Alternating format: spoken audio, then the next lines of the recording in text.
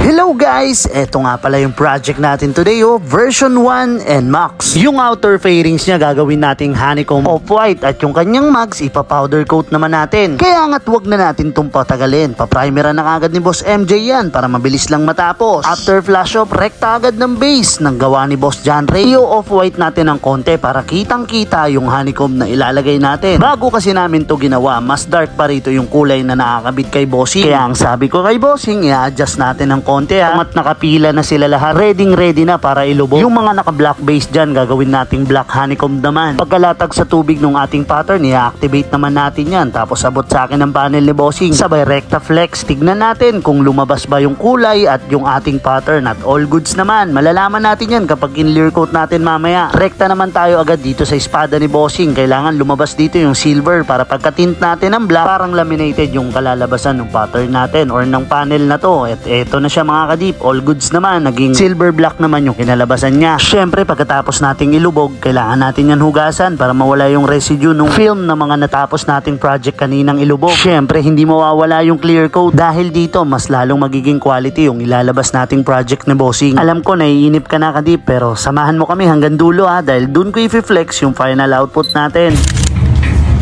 Dumating na yung ating client, kakabit natin to. Ano kaya ang magiging reaction niya pag nakita niya to? Kakabit natin yan dyan. Sa part na to, pinagtulungan na namin ni Kabit ng Team Polworks yung kaha ni Bossing dahil may mga ibang pyesa pa siyang ipinakabit kagaya ng pipe, kaya medyo kakain ng oras. Pero kung tatlo kami, mas mabilis namin siyang matatapos. Maganda kaya yung concept na naisip ni Bossing? Malalaman na natin yan, huwag ka lang bumitaw. Unahin nating interviewin si Bossing kung ano masasabi niya sa final output natin. So ayan mga kadiba, ito na yung unit ni Bossing na Yamaha version 1. Si Bossing ulit, nakasan? Pasig City. So ayan boss, all goods na yung motor mo.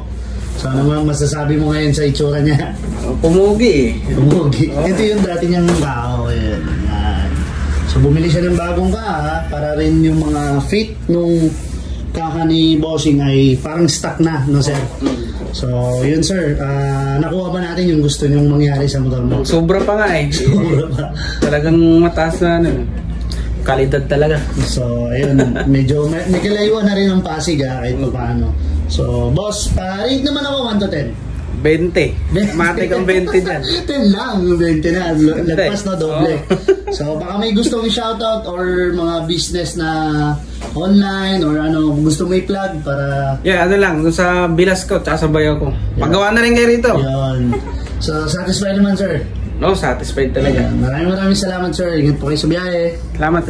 Sa wakas, natapos na rin yung project natin na Honeycomb version 1 na Yamaha NMAX ni Bossing. Maraming salamat po sa pagtsatsagang dumayo at magpunta at nag-effort papunta rito sa Polworks Hydrographics. Sa panahon kasi ngayon, marami na kaming gumagawa nito. Hindi kagaya dati.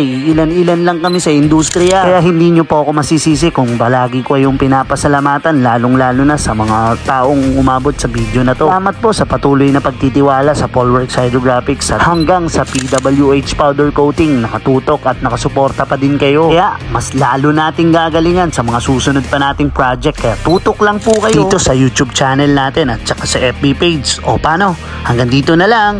To God be the glory.